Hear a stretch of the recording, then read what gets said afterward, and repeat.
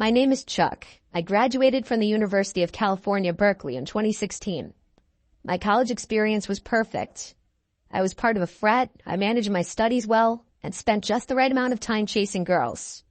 I'm actually still friends with a lot of my old frat brothers, and I recently got engaged to my fiancée Rosie, whom I also met at Berkeley. If you had asked me my opinion of Berkeley when I was a freshman, though, I can assure you that my answer would be very, very different. What I'm about to tell you is one of the main reasons why.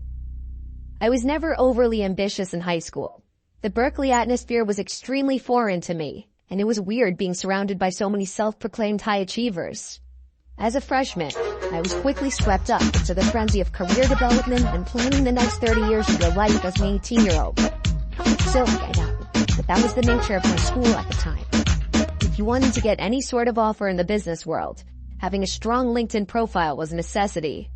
I can still remember the stress of cultivating a professional image online, as if my future hinged on which people I connected with and what skills I listed. Regardless, I checked all the boxes and began my search for a summer internship. It wasn't long before my inbox chimed with an actual meaningful message. To my genuine surprise, a prestigious business firm had reached out to me, expressing interest in my profile. It wasn't one of those bot messages either. The substance of the message indicated that this was actually a unique message designed specifically for me. I read it over like 6 times before finally responding, and after about a day and a brief correspondence, I was invited to a first-round interview. I spent hours researching the company so I'd know what to expect come the interview, and I prepped myself with all the sample questions I could find. I soon got a message from a guy named Armand Slowinski. I'll never forget that name for as long as I live. He stated that he was to be my interviewer, and naturally, the first thing I did was do some background research on the guy.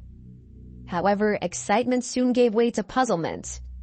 I scoured LinkedIn for Armand's profile, expecting to glean some insight into the person I'd soon be meeting.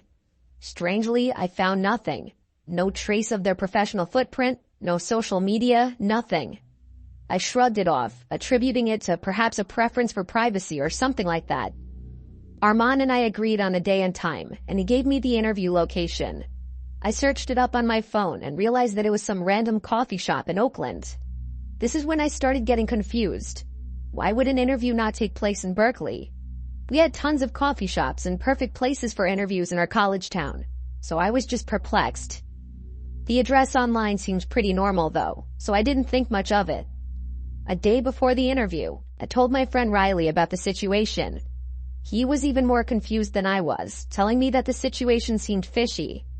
I agreed with him, but I figured it was worth it for the position I might be getting. He asked me how I was getting there, and I told him I was Ubering. He offered to give me a ride, as he wasn't doing anything at the time. I thanked him and took him up on his offer. Little did I know, I might not even be telling this story if he hadn't offered to drive me. It was 4 in the afternoon the next day, and Riley rolled up to my dorm. Admittedly, I was extremely nervous, and this was one of my first interviews. I got in the car, and we were off. 20 minutes later, I told Riley to drop me off on the street, as I didn't want to be seen having a friend drop me off for an interview. I thanked him, and he offered to wait for me. I asked him if he was sure, and he smirked, pulling out a big bag of weed from inside of his dashboard.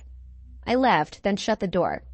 I walked a couple minutes to the location and froze in my tracks.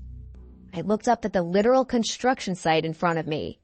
There was no coffee shop. Even stranger, this entire area wasn't residential at all. Like all of the buildings looked closed or private. Confused, I double-checked my phone and confirmed that I was in the right location. This entire block must have been recently demolished, so recently that even Google Maps hadn't updated. I pulled out my phone to call Riley, but before I could, a booming voice rang out behind me. "Chuck!" exclaimed a deep voice. I whipped around and was met with the appearance of an absurdly tall man wearing an expensive-looking black suit. Thank God, I thought, grateful that this whole ordeal hadn't been some kind of setup. His presence was commanding, yet oddly out of place amidst the derelict surroundings. I should also note that the car he was standing next to was a matte black Bentley. He walked toward me with a confused look on his face. We shook hands, and when I asked him about the construction site, he said he was just as surprised as I was. He furrowed his eyebrows and put his hand on his chin. "You know what? Why don't we find someplace else? Get in," he said, motioning towards the Bentley. He walked back to the car and shouted over his shoulder, "Shotgun's all yours." Without another word, he got in the front seat and shut the door. Excitedly, I followed. I walked around the car just to admire it a little and couldn't help but glance into the back seat. I expected to see the beautiful leather seats that you would expect in a Bentley, but instead, my eyes met a sight that sent a chill down my spine. Lying flat on the ground, obscured by the shadows, was a man. In his hand, he held something long and metal. Panic surged within me, my mind racing with the implications of what lay before me. This was a trap. I turned away from the car and ran as fast as I had ever run before. I heard the man yell my name from behind me, but I didn't even turn around to look. As I ran, I heard the one sound I was dreading, screeching tires. I shot a glance over my shoulder and saw the car turning around, pointing in my direction. I had to think quickly. There was no way I was going to outrun a car. It wasn't like I could just escape the situation. There wasn't really any open space around me, just an endless maze of streets. I could feel the terror coursing through my veins. I made it to the next intersection and faced a choice that may have decided my fate. Left or right. Logic told me to just turn left as it was closer, but my feet chose for me before my brain could. I sprinted across the street to the right and darted down the road. I knew I didn't have long, 10, maybe 20 seconds at most. As if by some miracle, one of the buildings in front of me had a fire escape that looked just low enough to jump onto. With every ounce of my strength I had, I vaulted myself upwards, grabbing onto the ladder. I had never done a pull-up in my life, but in my mind, this was life or death. I made it up the ladder and kept climbing. The Bentley whipped around the corner and stopped on the street in front of the building. I couldn't see the driver, but I knew he was looking at me. There was nothing else I could do. If they chose to follow me, I'd just have to fight. The next minute felt like an eternity. The car stood there a little while longer and then accelerated down the street, turning left to never be seen again. I couldn't breathe.